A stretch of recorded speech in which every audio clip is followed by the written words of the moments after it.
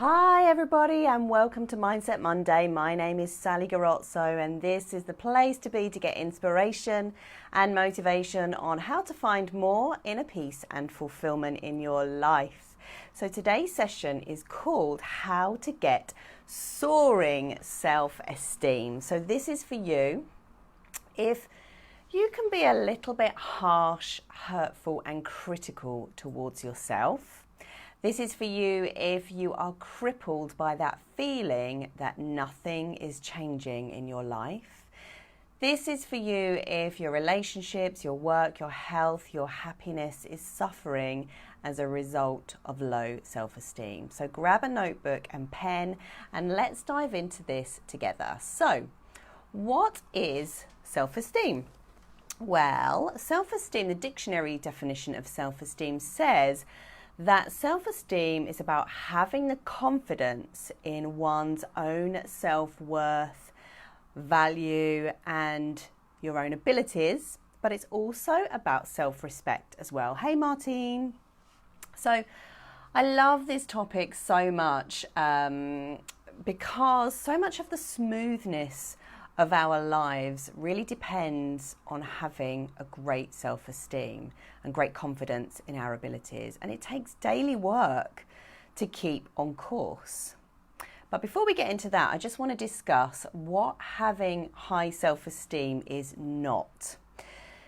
So a lot of people get put off by this idea of chasing high self-esteem because they think it's about the ego. They think it's, especially British people, I have to say, they think it's kind of a bit vulgar and a bit immodest, I suppose. But that's because they are linking it to the ego. So high self-esteem isn't about shouting about your self-worth from the rooftops or about how clever, about how amazing you are. Of course, you can do that if you want to, but it's really about knowing. So there's a difference between shouting about it and knowing deep down inside your worth. When you know it, you don't have to flaunt it. You can if you want to, but you don't have to prove it to anyone. That's what I'm saying, because you just know it. You go about your life knowing deep down inside. That's the difference. So creating or having high self-esteem is not about exerting power over others.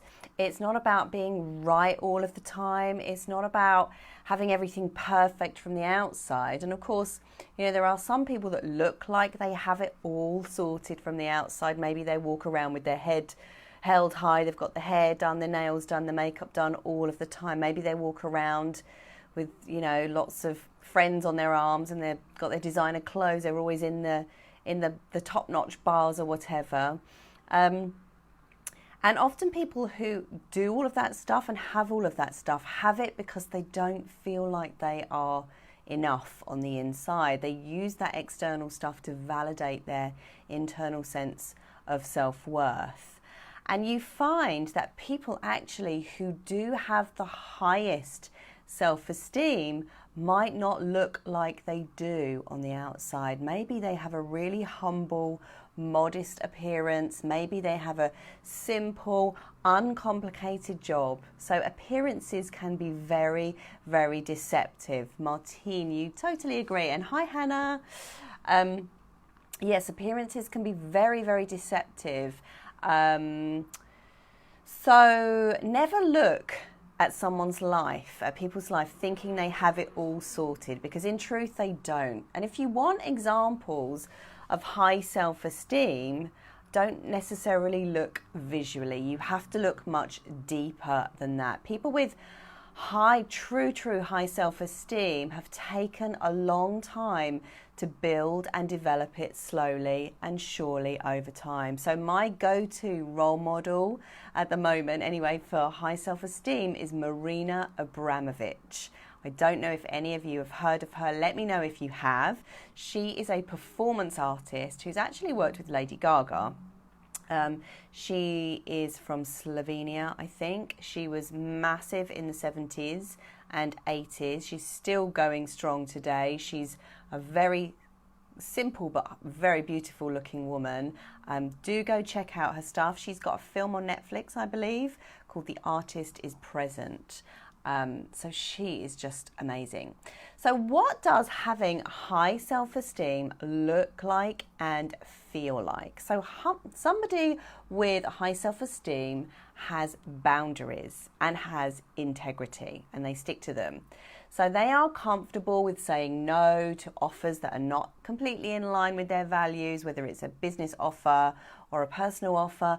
They don't just go along with the crowd. They speak up when they need something, even if it might make other people feel uncomfortable. They don't suffer in silence. They get their needs met, but in a way that is a win-win for everybody, okay? So somebody with a high self-esteem will also put themselves out there. They try new things. They're not afraid of failure.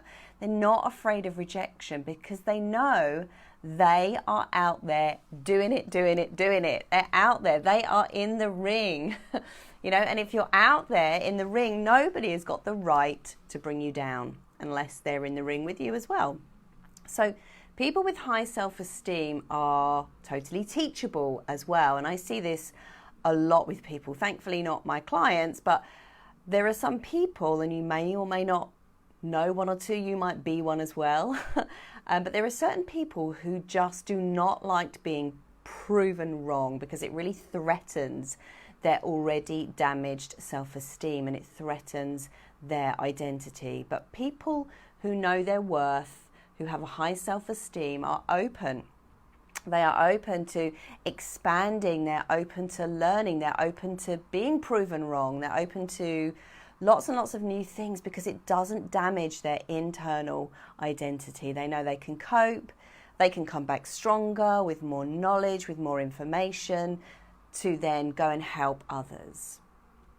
So when you achieve a high self-esteem, some people might get jealous of you, okay, and they might try to bring you down. And I definitely experienced this myself when I was a young adult. I was always pretty confident in myself because I was brought up to believe in myself, to believe that I could do whatever I wanted to do, and I'm very, very grateful for that.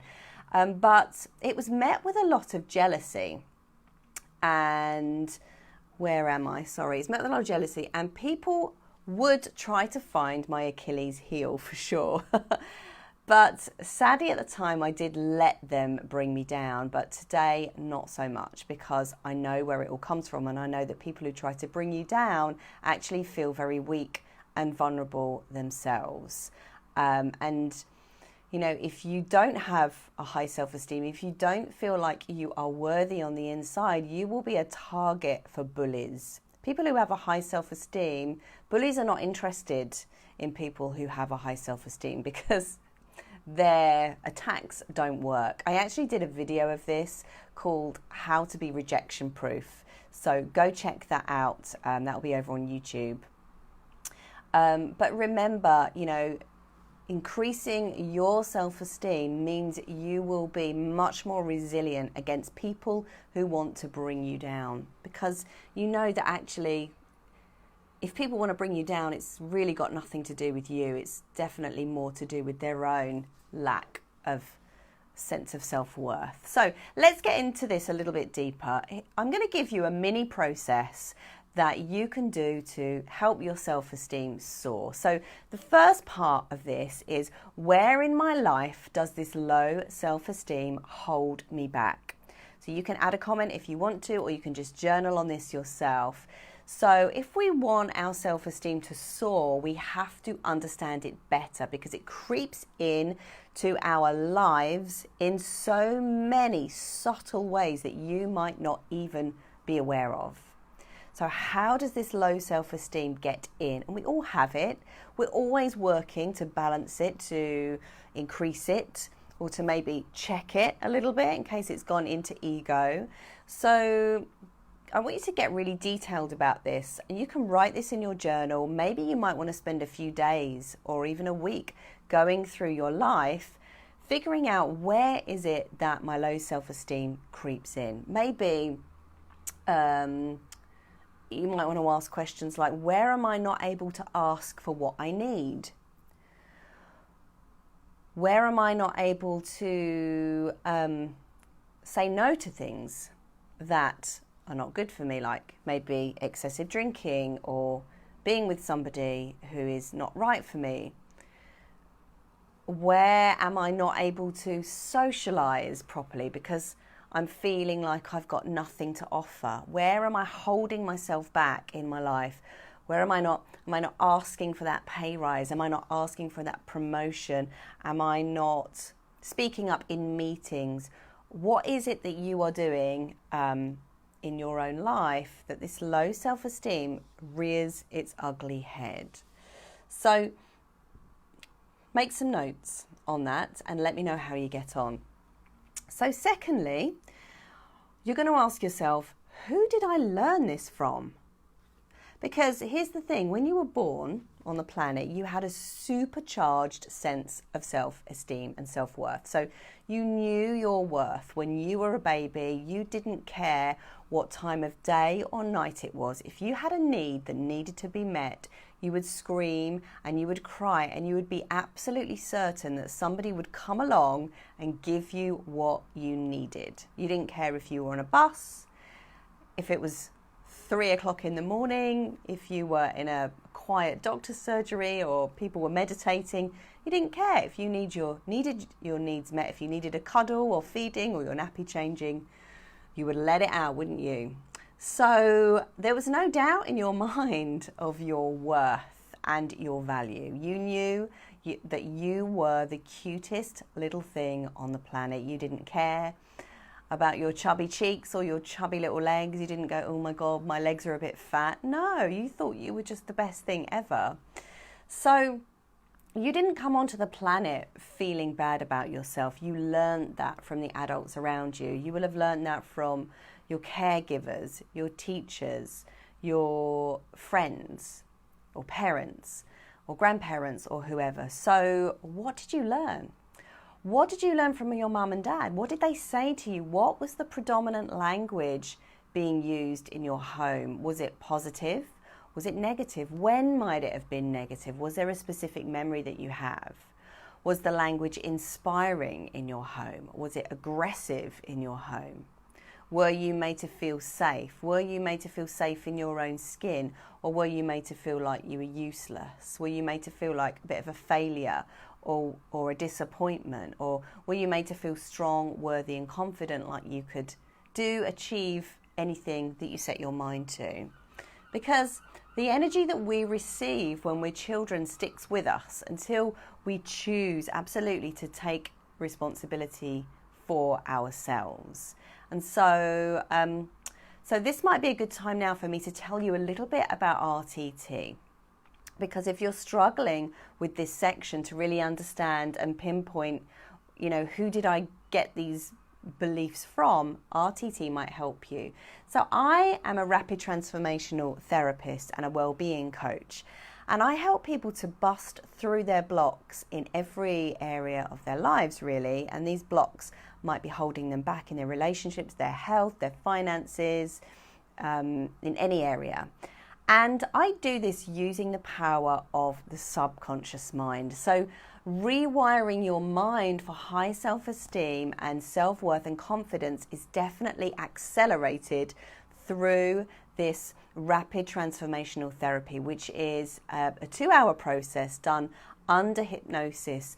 And because it's done under hypnosis, it utilizes the power of your subconscious mind. So in RTT, what we do is we do regression, and we go back to specific scenes in your life where you might have picked up a belief that says, I'm not important, I'm rubbish, I am useless, I do not matter, I'm insignificant, I always let people down, nobody listens to me, I'm not good enough, I'm a failure.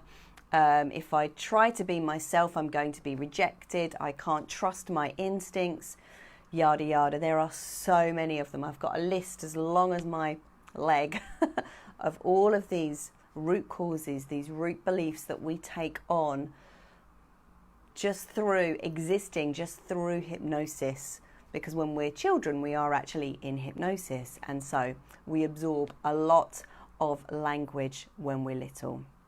So when you know why under hypnosis you have so much clarity, and that clarity gives you massive awareness. And then under hypnosis, what we can do is change the meaning that you gave those things, that you gave those memories, and that gives you absolute power and absolute control and autonomy over the direction that you are going in your life. And then you can begin to live your life with much more inner peace, with much more flow, with much more happiness, really. So I can genuinely say that RTT is one of the most transformational tools that I have come across. It's a really intense process, and it totally shifts your perspective. And believe me, I've had a lot of different therapies, and really, I have very high standards when it comes to therapies, and RTT was really one of the only things that catapulted me, I would say, into a different reality where I felt, more in control of myself and happier. If you want to know more about my story, go to sallygarozzo.com and you can read all about it, as they say. So in RTT, we don't spend ages and ages and ages going back and digging up loads of childhood stuff like you would do in traditional therapy. Yes, we do that, but we do it for the purposes of understanding. Once we've got understanding and clarity, we then flip it and we use positive We use positive language to install a new energy within you. So if this is resonating with you, let me just tell you what you get if you work with me. So what you would do, the process is you'd have a free consultation where we have a chat and we determine what it is you need to and want to let go of. And I will ask you a very important question. What is it that you want? Because normally we are so focused on what it is that we don't want, we forget to focus on what we want. We forget to dream, we forget to use our imaginations. Heck, we don't even know what's available to us. So in this comes a lot of clarity. And, part of the success of the treatment is knowing what you want. It's so important to know and define clearly what you want. You can do this as part of your self-esteeming process as well. So then we do the RTT process, which is done either via Zoom or it's done at here in Brighton. I then create a 20-minute recording for you based on that session, which I set to beautiful binaural music, which you then listen to for 30 days after your treatment. This is the creme de la creme, because most other therapists don't like you recording in their treatment room, but we do things differently. So I give you a recording and that rewires your mindset. That is why you don't need to keep coming back week after week after week. You also get, if you work with me, access to me for 30 days via WhatsApp, so I can be your pocket therapist, your pocket coach if you need me on the daily.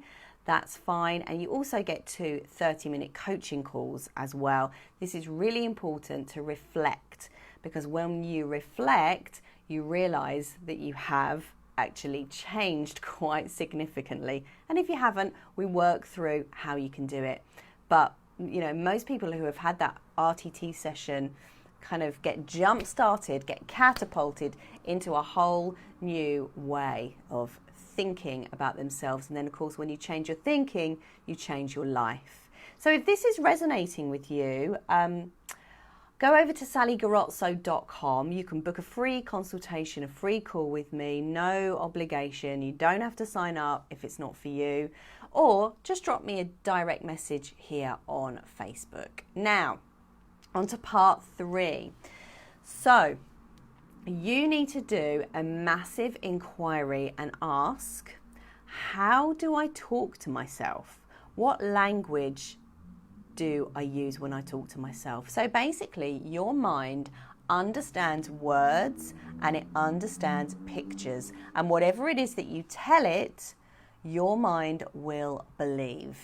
So your subconscious mind has got no concept of what is real and what is fake or what is imagined. Your mind will literally accept whatever it is that you tell it. And these are called intentions. And intentions are very powerful indeed. Your language, your intention imbues every single cell in your body with an energy.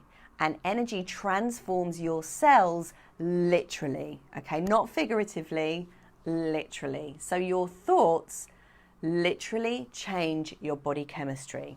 So do you have the energy language of love, of peace, of confidence, of self-respect?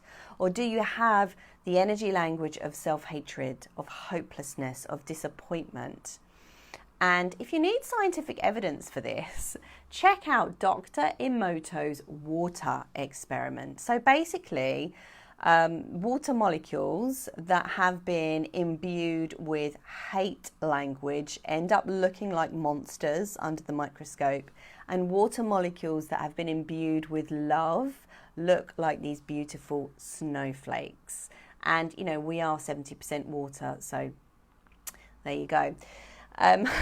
So take it from me, if you are not actively moving towards a high self-esteem and self-worth, you will be moving away from it, because if your childhood programming is not drawing you back into your old ways, life will do it for you. So you have to be actively moving towards that high self-esteem. And I'm going to show you how in a moment. So over the next week, I want you to really check yourself, find out, do an inquiry, do an audit. How am I speaking to myself? What are you saying to yourself every day when you wake up first thing in the morning? What language are you using? What are you saying to yourself before you sit down and have a meal? Are you saying to yourself, oh my God, this is going to go on my thighs. I shouldn't be eating this, but I'm going to be eating it anyway. What do you say to yourself? What do you say to yourself when you're about to go on a date, when you're on a date? What do you say to yourself about the way that you look in the mirror? What do you say to yourself about your worthiness, about your job, about your salary, about your potential, about, well, just everything about you and your relationships? Because here is the thing. You can choose to be negative, but you can't choose what that negativity does to your body. So if you want to end up with chronic pain, depression, anxiety, be my guest, carry on imbuing your cells with negativity. But if you really want a life that is better for you and everyone else around you, it really is time to start actively praising yourself. And this is the key. Praising yourself. How do you praise yourself? You praise yourself by choosing to praise yourself, because everything is a choice. Unless somebody is holding a gun to your head, everything is a choice. So you could just as easily watch something really, really positive on YouTube or Netflix, just as you could watch something violent or disturbing. You can easily choose positive language over negative. You can have a war zone in your head, or you can have a field of sunflowers in your head. Now, some of you, while you're watching this, might be disagreeing with me, and that's okay. I don't mind. I get it. This stuff is not easy. It's simple, and it's annoyingly simple, but it's not particularly easy. And I'm going to tell you why. Because your mind loves what is familiar. Okay, so it always automatically takes you to what is familiar and moves you away from what is unfamiliar. And there is a reason for that. So when we all lived in caves and when we were living in the tribes, our survival was absolutely dependent on us not going off and doing the unfamiliar. What we knew kept us alive. So we couldn't just wander off and start exploring. We needed to stick with our tribe because it's safety in numbers, okay? You still have that brain. So if negative self-talk is familiar, it can be very, very sticky. It can be very, very latchy in your brain. It will feel sometimes like it is impossible to shift, okay? But that's not strictly true. Until you make that negative self-talk unfamiliar and that positive self-talk familiar, you're going to probably always go back to the negative. So you need to cross that bridge over from the negative self-talk to the positive self-talk. And that bridge is called practice.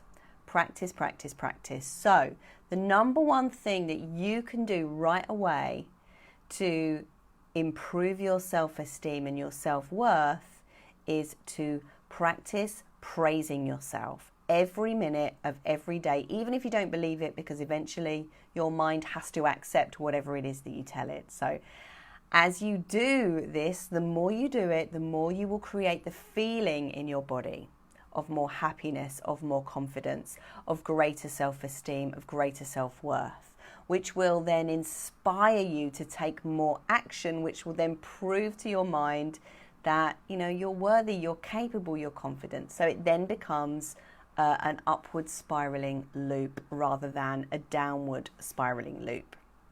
So take a look at some of those things that you wrote down earlier on, some of those things that low self-esteem was holding you back from. And I want you to do 1 or 2 or 3 or 4 or all of those things on that list. When you praise yourself, it will make it easier. But don't wait until you feel confident. Do those things anyway. Oh, there's a great big 3 balloon that's just past my window. It must be a sign. I wonder what 3 stands for. That's brilliant. Okay, that was a little distraction there. So anyway, I just want to say a huge thank you for watching this until the end. I really, really value that you have watched this till the end, and I value it because that means you value you. So I have created a little gift for you. It's completely free and it is called How to Create Phenomenal Self-Esteem. It's a little bit more detailed than this video and it's a free worksheet, plus you're going to get a free hypnosis recording as well. So you can sign up to that. If you're watching on Facebook, I'm going to put the link above. If you're watching on my website, it's going to be above. If you're watching on YouTube, the link's going to be below. So that is all for now. Thank you so much for watching. Do let me know how you got on with any of these processes. I love hearing from people. So that's it. Have a wonderful day and I will see you next week.